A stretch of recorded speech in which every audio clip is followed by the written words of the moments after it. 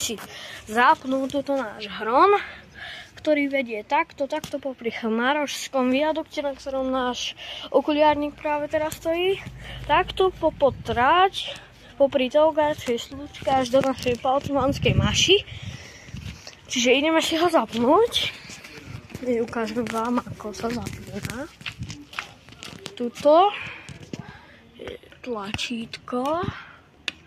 No, tlačítko. Toto iba zapojíte do elektriky. Dajte mi chvíľu. Zapojil som to a idem sa pozrieť. Ono to chvíľku potrvá. A už počujeme bublanie. A už nám tečie hron.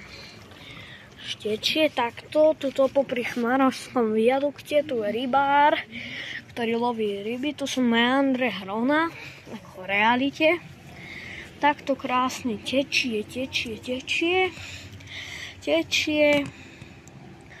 Takto popri Teolgárskej slučke.